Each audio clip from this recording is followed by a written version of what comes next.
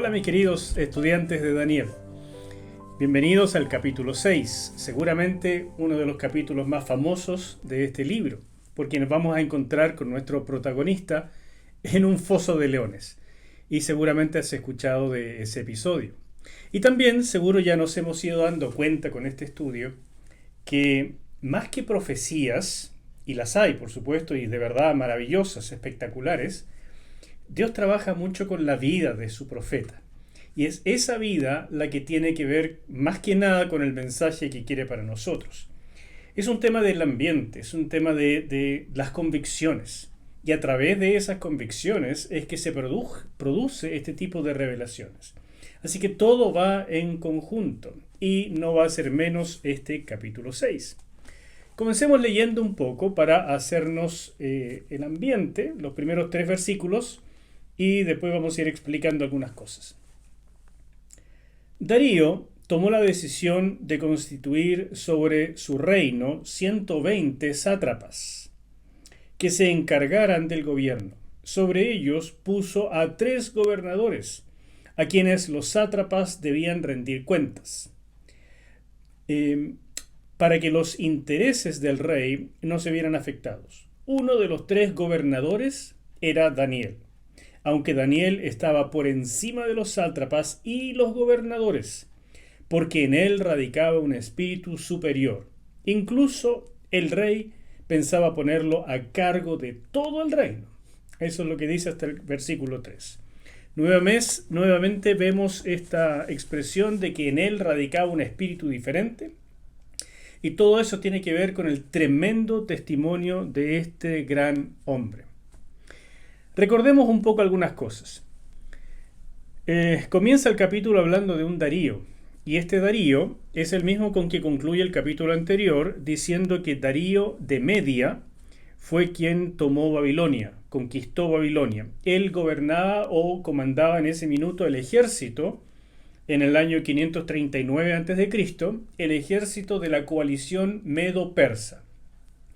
Y tomó entonces en ese año Babilonia, a través de esta estrategia que te conté brevemente la vez pasada, desviando el cauce del río Éufrates, y de esa manera, de forma muy ingeniosa, lograron entrar a la ciudad y tomarla prácticamente sin derramamiento de sangre.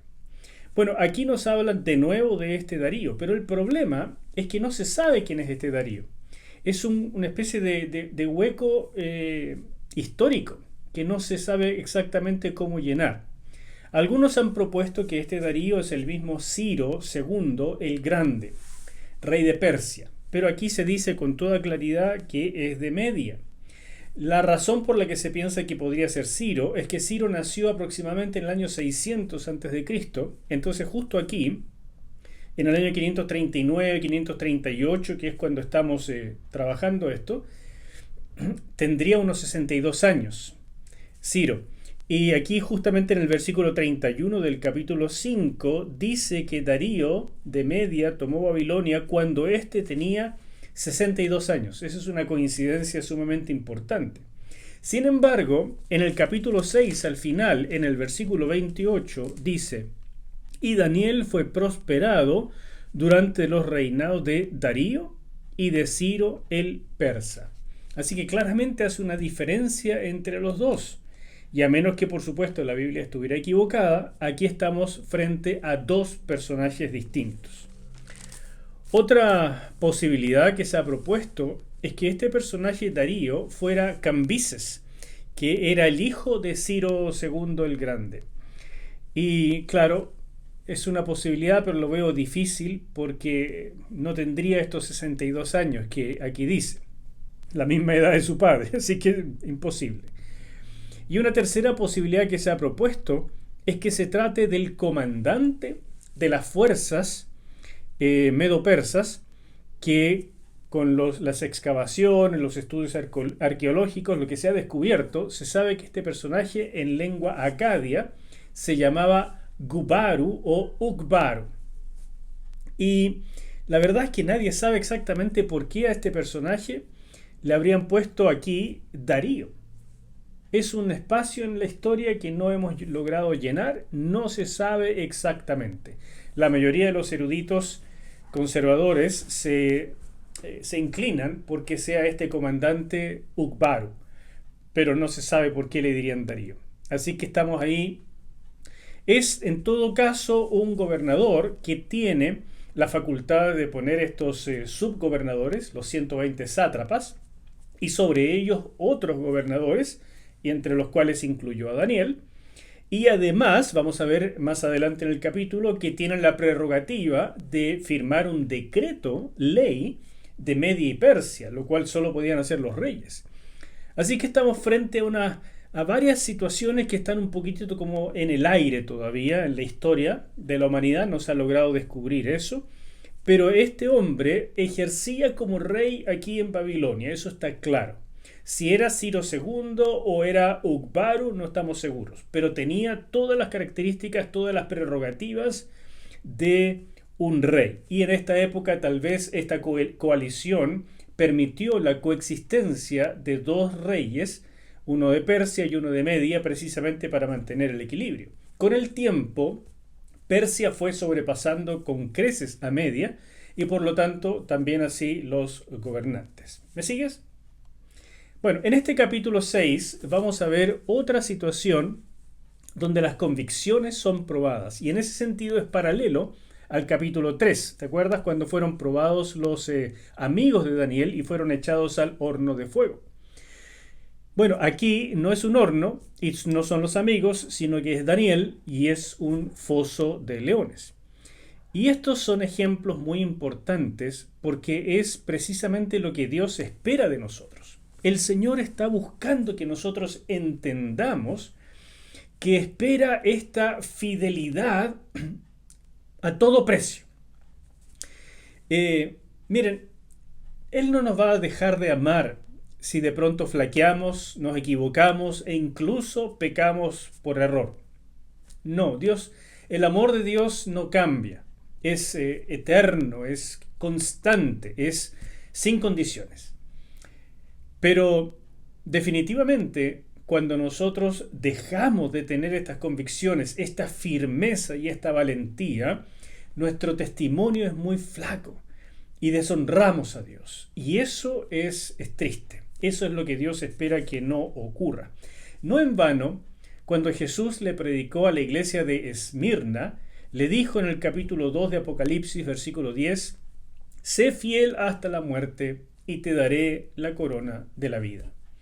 Jesús hablaba en serio, y esto es algo que se ve a través de toda la Escritura. Ese es el tipo de personas, el tipo de hombres y mujeres que Dios espera ver. Así comienza la historia, y con estos primeros 3 versículos nos encontramos que el gobernador de este minuto, el rey, sea Ciro o sea Ukbaru, tenía todo este poder administrativo.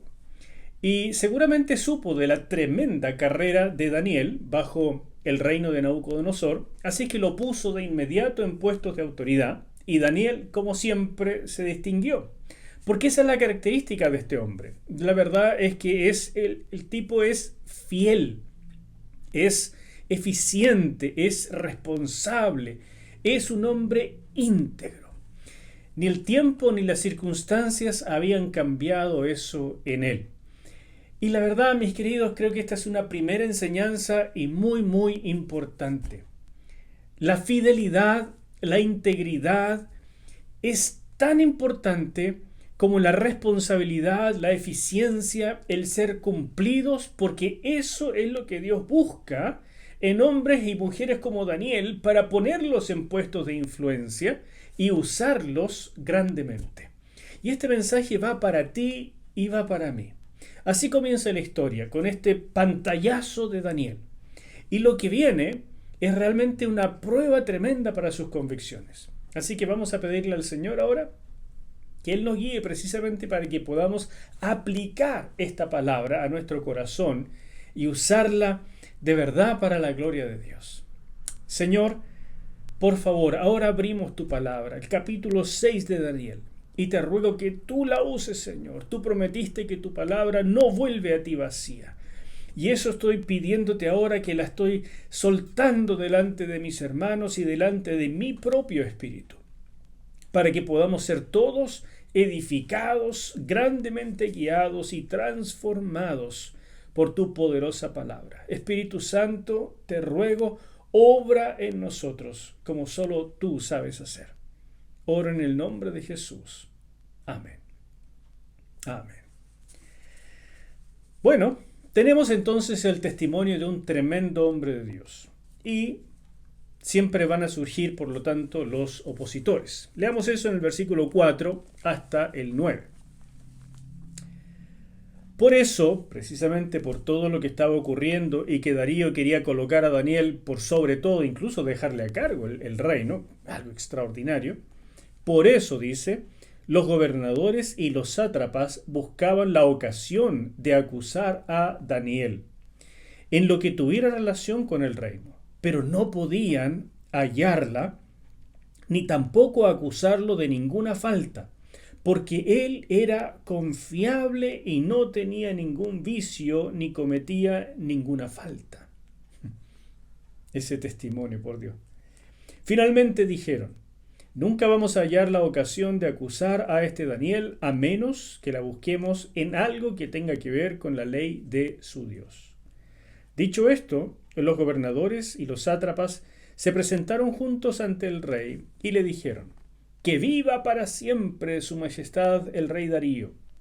Todos los gobernadores, magistrados, sátrapas, príncipes y capitanes del reino han acordado por unanimidad pedir a su majestad que promulgue un edicto real y que lo confirme, ordenando que cualquiera que en los 30 días siguientes demande el favor de cualquier dios o persona que no sea su majestad, sea arrojado al foso de los leones.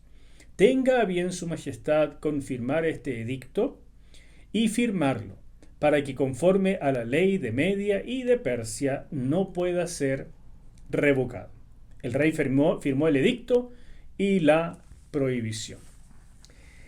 Este edicto, la verdad, es que no tenía ninguna importancia para el funcionamiento del reino. Simplemente como había cambiado el rey, porque habían recién conquistado Babilonia, esta era una especie de fórmula para hacer que todo el mundo le rindiera pleitesía al nuevo rey, a Darío, y le jurara de esa manera fidelidad. Algo similar a lo que vimos con la estatua de Nabucodonosor en el capítulo 2. Esto es algo que se hacía en la antigüedad, aunque no de esta envergadura. Aquí lo tientan, sin duda, lo halagan y lo quieren hacer sentir de tal manera: mira, tú vas a ser Dios por 30 días, porque nadie le va a poder pedir nada a ninguna deidad, ni a ningún gobernador, ni sátrapa, nada, solo a ti, porque tú eres lo máximo. Fidelidad total al rey Darío, que viva el rey Darío.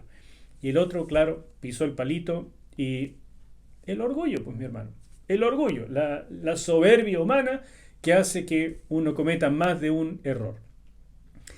La integridad, la eficiencia y la responsabilidad de Daniel y de cualquier hijo de Dios siempre va a sacar roncha.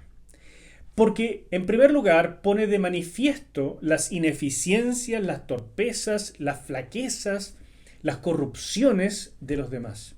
Y en segundo lugar, precisamente, frena la corrupción, porque esta integridad es la función de ser sal y luz en la tierra, como nos pidió el Señor Jesús, y eso frena a los que pretenden sacar provecho de los puestos de autoridad y de privilegios. Entonces, en cualquier gobierno, en cualquier senado, en Cámara de Diputados, una persona íntegra va a ser siempre, siempre rechazada porque frena a lo demás. Basta con que denuncie y que a la escoba. Entonces, mis queridos, no es raro lo que le estaba pasando aquí a Daniel. Y es importante que entendamos que esto nos va a ocurrir a nosotros también y vamos a recibirlo tan pronto nos propongamos servir a Dios de esta manera, con simpleza, con eficiencia, con responsabilidad y sobre todo, integridad. Hay que tratar de bendecir a todos en esta vida, esa es nuestra misión en el mundo, pero no le vamos a caer bien a todos. Y eso es importante de entender.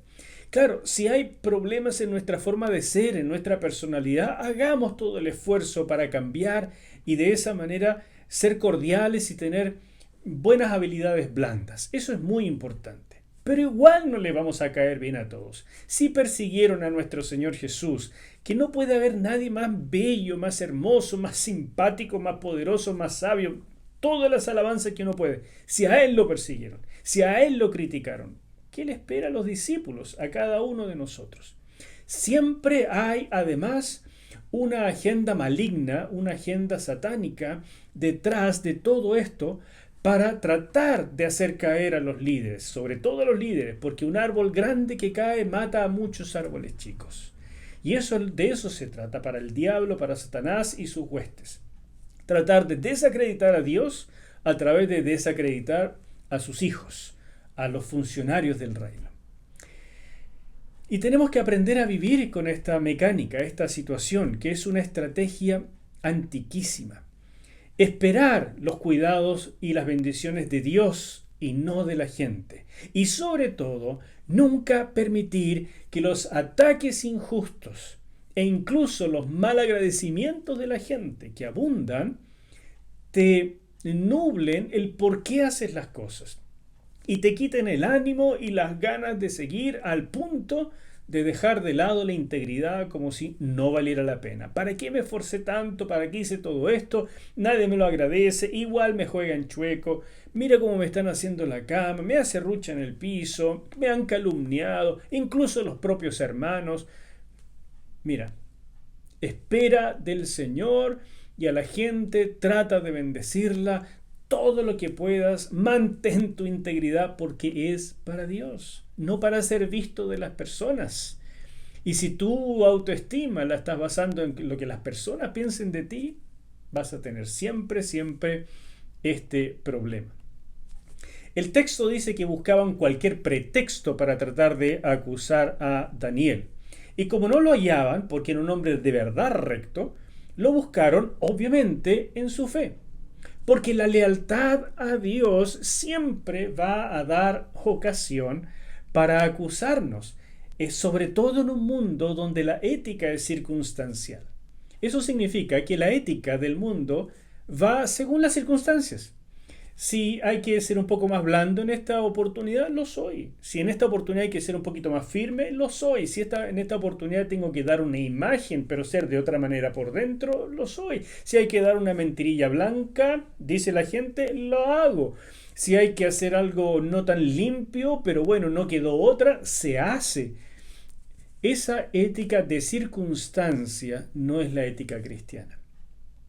Para nosotros la ética cristiana es como dice el Salmo 15, quien aún jurando en daño propio, no por eso cambia. Cuando tú das tu palabra, eso es una palabra, eso es la ley.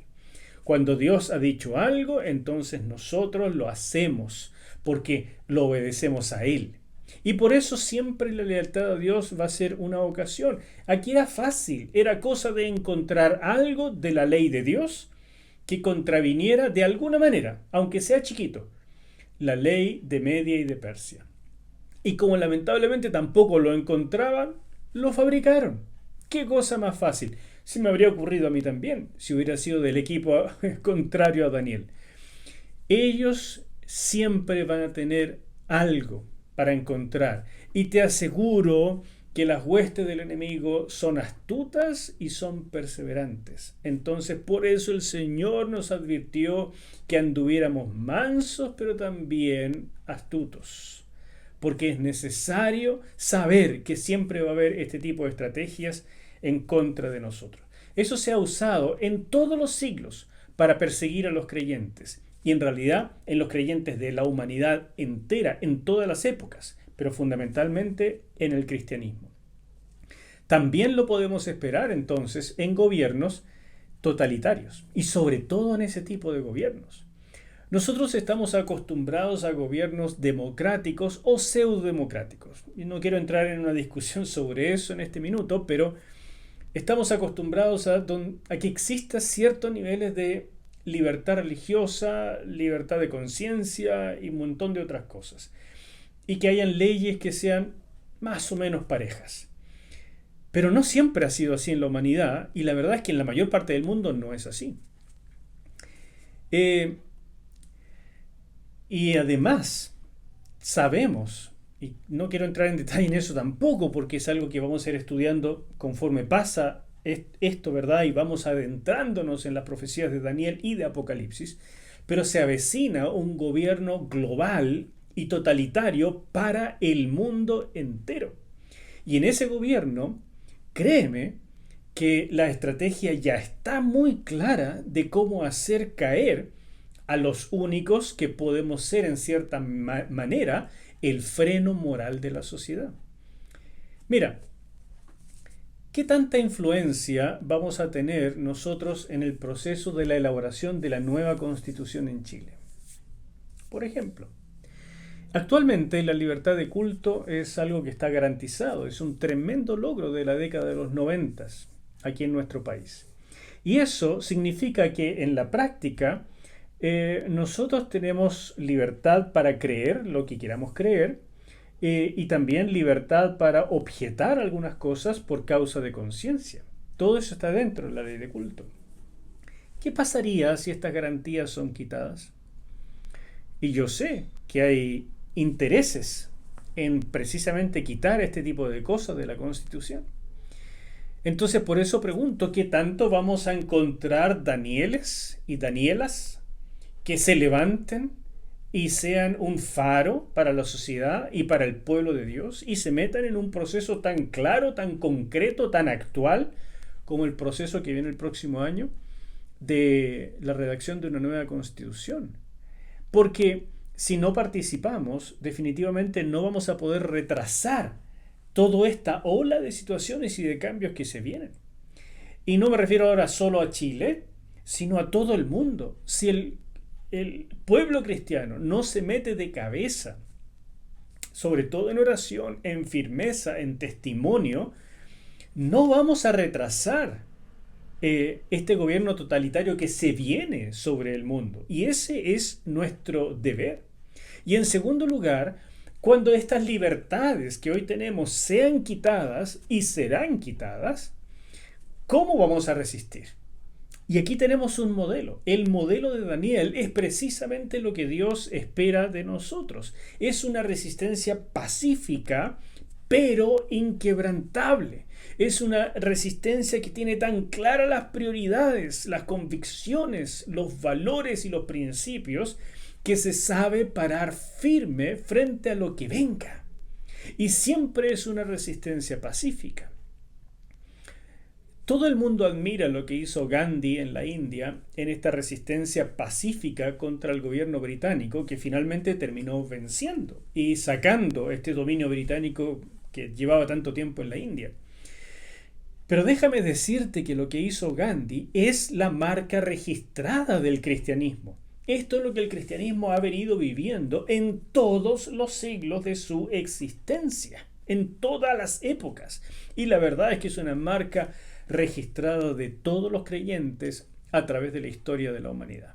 Voy a hablar de esto un poquitito más en un ratito más, pero paremos por ahora porque quisiera seguir con el relato. Así que estos malvados adularon al rey, le doraron la píldora y lograron lo que querían, que era un edicto de Media y Persia, porque esos edictos, según la ley de Media y Persia, no podía ser abrogado, ni siquiera por el rey. Es una característica que ellos tenían. En otros gobiernos de la época, el rey estaba sobre la ley, pero en este caso, los edictos de Media y Persia no podían ser abrogados. El rey, por orgullo, cayó redondito y después se dio cuenta de cómo lo habían manipulado específicamente para dañar a Daniel. Y eso le chocó terriblemente porque tenía una gran estima por Daniel, como vamos a ver.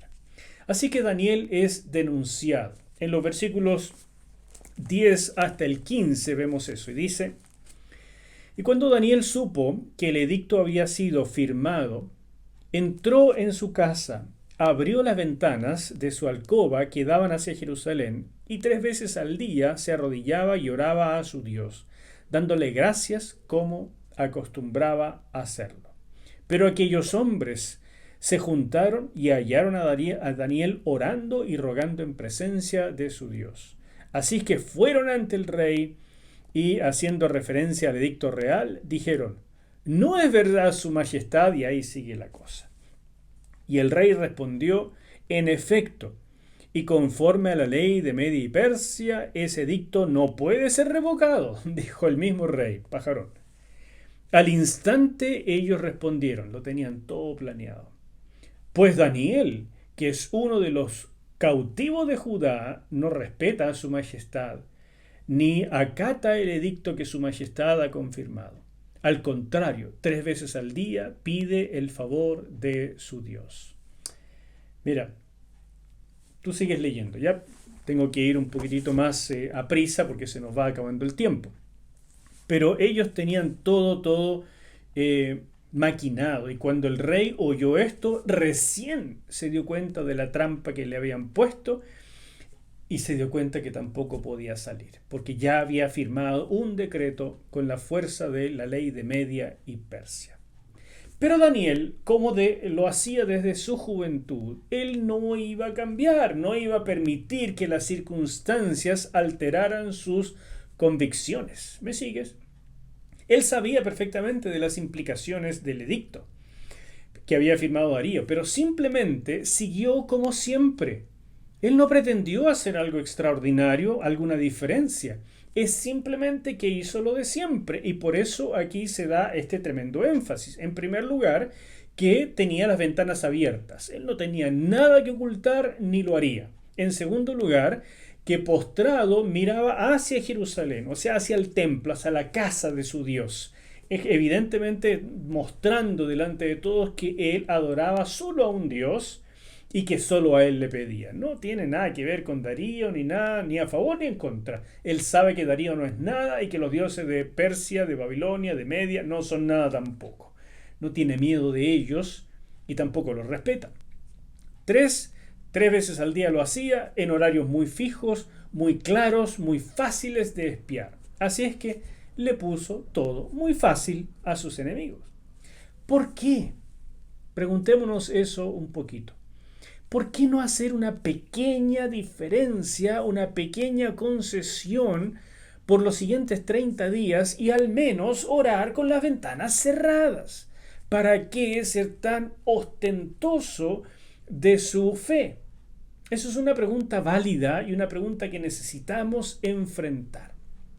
Mira, la fidelidad a Dios no significa provocar al gobierno de turno, sino que significa pararse firme cuando ese gobierno de turno, cualquiera que sea, de cualquier color político, pretende transgredir la verdad de Dios y pretende gobernar sobre nuestra fe.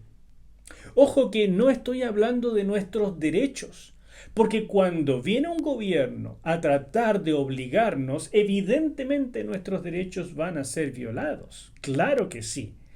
Lo que pasa es que estoy hablando de un ambiente tipo persecución, como lo estaba viviendo Daniel. Entonces ponte en ese ambiente. Aquí no estamos hablando de derechos. No es que Daniel fuera y abriera la constitución y dijera, según mis derechos constitucionales, usted no, ni siquiera había constitución de esa naturaleza. Es el rey y la ley de Media y Persia y eso vale y tú callado el loro. Entonces, Daniel de verdad que no tiene ni siquiera cómo defenderse. ¿Por qué no hacer un poco de diferencia? No significa que dejara de orar, pero que no lo hiciera a la vista de todos, que por lo menos lo hiciera escondida. Bueno, lo que pasa aquí, mis queridos, es que él no iba a entablar una defensa, no iba a tratar de mostrar que él tenía razón, no estaba tratando de hacer un desafío. No se trata de derechos, eso trato de decirte, sino de convicciones. Si me quieren así como soy, eso es lo que está diciendo Daniel, si me quieren para el servicio de este reino, me quieren porque soy íntegro, soy fiel, soy responsable, soy confiable, porque soy un creyente genuino. Porque he puesto mi fe y mi confianza en este Dios que habita en mí y a quien sirvo. Y si no me quieren así, entonces despáchenme a la presencia de Dios, porque yo no tengo miedo de eso, para mí es una promoción. Despáchenme a la presencia de Dios y todos en paz. Ustedes se la arreglan después con mi Señor. Si Él me quiere liberar, maravilloso, y puede hacerlo, como dijeron los jóvenes ante el horno de fuego. Pero si no me libra, sufriré un minuto, pero voy a la presencia de Dios y se acabó.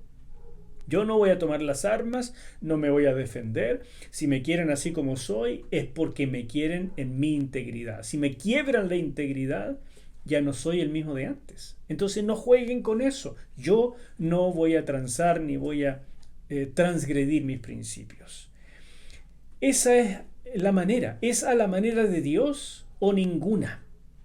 Y esa convicción es la que tenía Daniel y la que te estoy tratando de predicar, porque Dios quiere formarla en ti y en mí. Él busca hombres y mujeres como Daniel, no un montón de espectadores que le aplaudamos a Daniel y digamos, wow, qué fantástico, qué valentía, cómo lo hiciste. Déjame ponerte un ejemplo. Hace ya algunas décadas que se ha venido haciendo todo lo posible bajo cuerda, de una manera muy sutil hasta cierto punto, pero no para el que es un poco más observador. Se ha venido haciendo todo para lograr que Europa se transforme en una mayoría musulmana. ¿Sabías eso? La inmigración desenfrenada, la validación total de las prácticas religiosas, estableciéndolos como un derecho para ellos, para los musulmanes, una altísima reproducción en porcentajes que son 3, 4, 5 veces más que la de Europa. Mientras Europa tiene un porcentaje de crecimiento entre el 1 y el 2% de la población europea, los musulmanes tienen 5, 6%, 7%. Entonces es obvio que se produce este recambio. En España, por ejemplo, se espera que en 1 o 2 décadas como máximo, yo diría que en una, ya vamos a tener una población mayoritariamente musulmana. Y eso es un cambio extraordinario. España luchó durante siglos para sacar a los moros de una invasión que habían hecho y ahora ellos mismos los invitaron y sin darse cuenta fueron invadidos de nuevo y ahora sí van a ser derrotados. Cada vez que en este mundo se quebranta algún derecho de algún musulmán, queda la tole tole. O sea, es un escándalo internacional.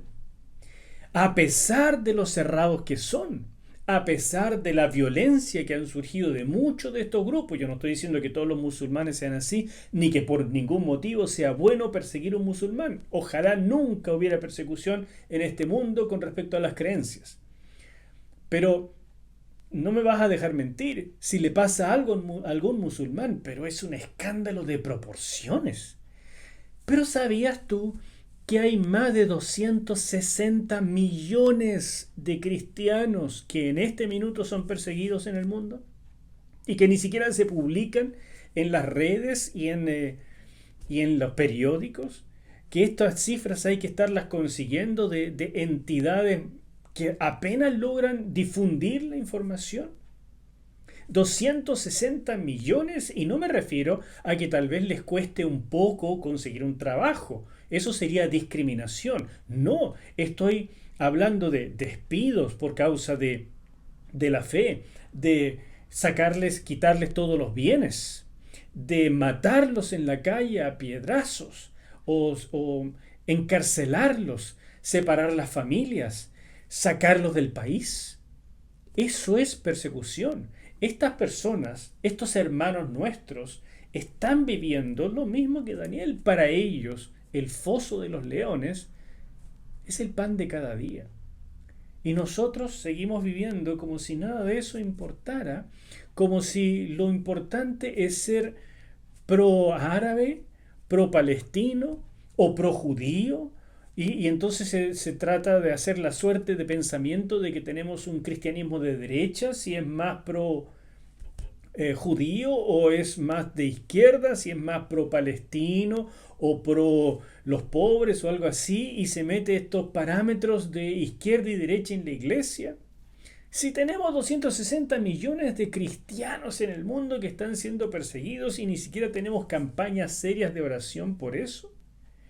Entonces, mis queridos, realmente no estamos entendiendo que hay una agenda muy clara y muy maquiavélica y muy satánica que está tratando de hacer cambios profundos en este mundo en que vivimos y que lamentablemente para muchos de nuestros hermanos el foso de los leones es una realidad, el horno de fuego también. Y que no te haya pasado a ti o a mí no significa que no esté pasando, y a muchísimas personas. Y la pregunta es si nosotros, aquí en Occidente, en Latinoamérica, estamos listos para enfrentar ese nivel de persecución. Y la pregunta es importante porque Dios espera que estemos listos. Eso viene, mis hermanos. Eso es la realidad. O sea, si queremos estudiar profecía, comenzando con Daniel y después Apocalipsis, es porque estamos interesados, nos estamos dando cuenta de que hay cambios importantes en el mundo, no solamente por una pandemia, sino que hay cambios brutales en muchos aspectos, incluyendo la naturaleza. Y esos cambios también son de parte de Satanás y también son de parte de organismos humanos que le hacen el juego y que están haciendo la plataforma para el advenimiento de este gobierno mundial y totalitario. Y no son cosas que estoy inventando. En la medida que vaya predicando voy a darte cifras y tú mismo vas a poder, si quieres, meterte a internet e investigarlo. Pero estas cosas están pasando. Los hijos de las tinieblas son astutos, son perseverantes, y nosotros tenemos que entender que la vida de Daniel no es una excepción, es la regla en el mundo de fe, porque a ese tipo de personas es que vienen estas revelaciones, y es la regla también en el mundo de la persecución. Un mundo que tarde o temprano todo cristiano, en mayor o menor medida, enfrenta. Así es que sin duda estos lograron su cometido y lograron que Daniel fuera echado en el foso de los leones. Así leemos en los versículos 16 al 18. El rey dio entonces la orden de que llevaran a Daniel al foso de los leones. Intentó por todos los medios todo el día salvar a Daniel porque realmente lo quería, era un amigo, pero no lo logró. Sin embargo, le dijo a Daniel: el Dios a quien tú sirves sin cesar habrá de librarte. Este es un testimonio precioso del testimonio de Daniel. Esta es una declaración, casi una alabanza al testimonio de Daniel de parte del rey, que lo viene conociendo un año tal vez. Enseguida trajeron una piedra y la pusieron sobre la entrada del foso, y el rey la selló con su anillo y con el anillo de sus príncipes, para que la orden acerca de Daniel no fuera alterada. Después de eso, el rey se fue a su palacio y se acostó sin comer nada. Tampoco permitió que tocaran para él instrumentos de música, hasta se le fue el sueño. Todo esto es lo que ocurrió. Y claro, colocaron una piedra en la entrada. Este foso seguro tenía un hoyo por donde se alimentaban los animales, pero tenía una entrada también lateral por donde los animales entraban y salían cuando había que meter nuevos animales o sacar alguno. Entonces por ese costado es donde cerraron, sellaron y pusieron la piedra, no para que Daniel escapara, porque eso es imposible. Es imposible, o sea, que lo atraparan 10 leones, o sea, no queda nada de Daniel. Entonces no tenían esa perspectiva. Pero el sello, la piedra, todo eso era símbolo de que aquí se estaba cumpliendo la ley de Media y Persia y estaba sellado por el rey y debía cumplirse la orden. La tristeza, la frustración del rey, la rabia porque lo habían manipulado, todo eso le quitó el hambre, le quitó el sueño. Y el testimonio de lo que dice de Daniel es precioso porque habla de la vida de este hombre que tiene, acuérdate, unos 80 años. Es un viejito y lo meten ahí entre las fieras. Y el rey le dice: que el Dios tuyo te salve porque yo no pude hacer nada. Bueno, sabemos la historia en el fondo, no tengo que contártela, Pero lo extraordinario de esto es lo que finalmente va ocurriendo. Nos dice que el rey, versículo 19, muy de mañana el rey se levantó y lo primero que hizo fue dirigirse al foso de los leones. Ningún rey hace eso, habría mandado a alguien, pero este rey no solamente había visto en Daniel un tremendo funcionario, sino que muy posiblemente habían llegado a ser amigos, disfrutaba de su presencia, de su consejo, de su lealtad, tal vez confiaba en él más que en ningún otro, y sin embargo lo manipularon para maltratar y matar a su amigo. La rabia que tiene que haber sentido este rey. Así que se dirigió al foso de los leones. Cuando estuvo cerca del foso, con voz triste pero fuerte, llamó a Daniel y le dijo: Daniel, siervo del Dios viviente. ¡Wow! ¡Qué testimonio otra vez! ¿A quién tú sirves sin cesar? Ese es Daniel. Dime, ¿pudo tu Dios librarte de los leones? El rey está esperando un milagro. Y eso también es testimonio de Daniel. Un hombre que testifica de que Dios es capaz de hacer milagros y que esa es la vida normal en la fe. Daniel le respondió: ¡Wow! ¡Qué sorpresa! Que viva su majestad para siempre. Mi Dios envió a su ángel para que cerrara las fauces de los leones y no me hicieran daño. Y es que delante de Dios soy inocente, y aún delante de su majestad, pues no he cometido ningún mal. Dios vindicó a Daniel, mandó un ángel, claro, pero fue Dios quien vindicó a Daniel y mostró de esta forma que era inocente delante del rey y delante de Dios, y que todo esto había sido una maquinación, una injusticia, pero más que nada una agenda satánica, una maldad. Versículo 23. Al escucharlo, el rey se alegró mucho y mandó que sacaran del foso a Daniel, seguramente por el hoyo de arriba, y cuando lo sacaron, salió ileso porque había confiado en su Dios. Entonces el rey mandó traer a los que habían acusado a Daniel y que los arrojaran al foso de los leones, junto con sus hijos y sus mujeres. Y aún no habían llegado al fondo del foso cuando los leones ya se habían lanzado sobre ellos y les habían despedazado los huesos. Esto deja de manifiesto de manera total que se trató de un milagro, que Dios envió un ángel y ese ángel cerró la boca de los leones. Y esto muestra de lo que son capaces los ángeles también, estos representantes de Dios. Así como antes vimos que eran capaces de transformar al gran rey Nabucodonosor en algo que parecía una bestia comiendo hierba, ahora un solo ángel es suficiente para cerrarle la boca a 10 leones, o los que fueran, y impedir que ejercieran sus funciones naturales, el hambre que hace que habrían despedazado a Daniel en un santiamén. La verdad es que todo esto muestra lo que es un representante de Dios. La respuesta de Daniel también es fascinante porque no se ve ninguna ira, ningún deseo de venganza, ninguna amargura.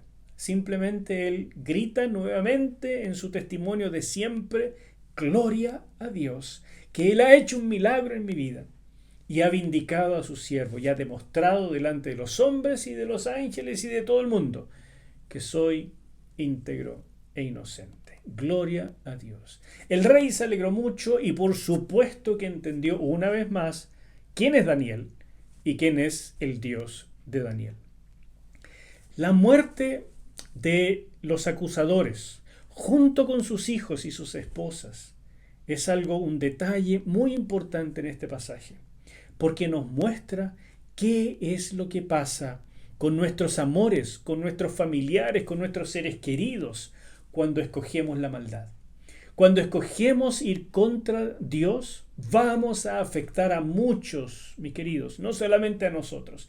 Y las personas que tú ves en el gobierno, en las empresas, en la calle, los malvados, esas personas no solamente se afectan a sí mismas, sino a generaciones con ellos.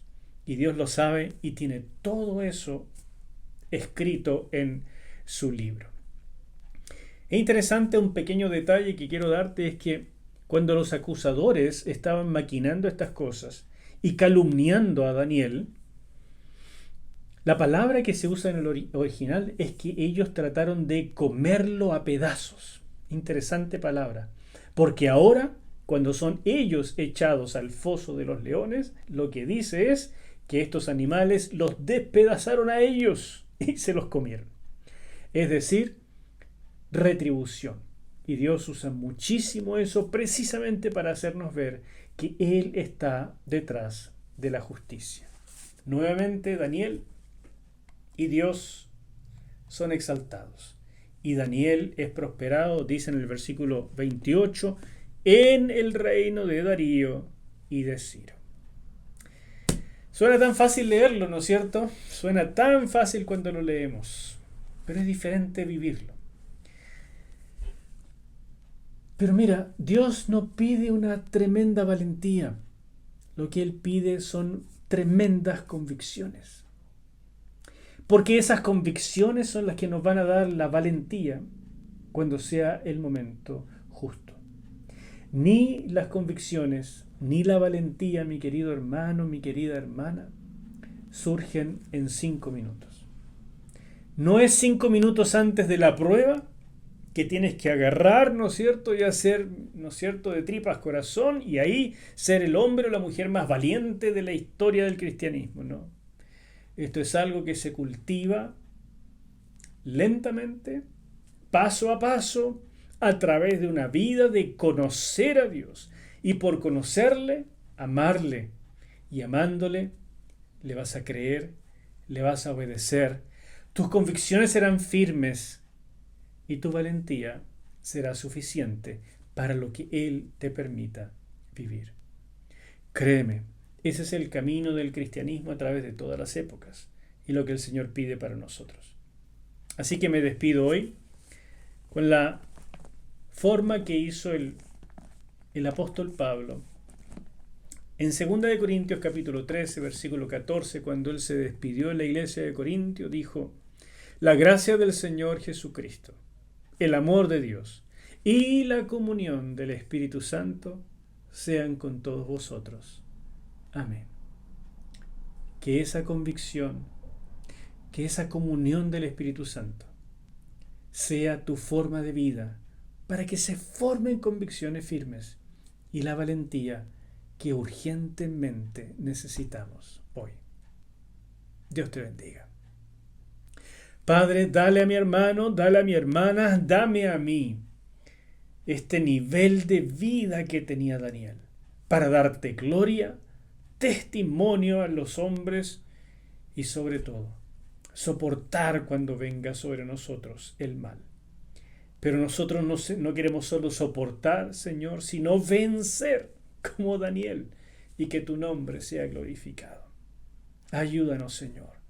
Nuestro interés es bendecir al mundo, no entrar en guerra con nadie. Pero tu enemigo y nuestro enemigo anda como león rugiente. Tápale la boca, Señor, y permítenos salir a nosotros como sal y luz, como diamantes y piedras preciosas, como luminarias en este mundo. Te lo pido en el nombre de Jesús. Amén.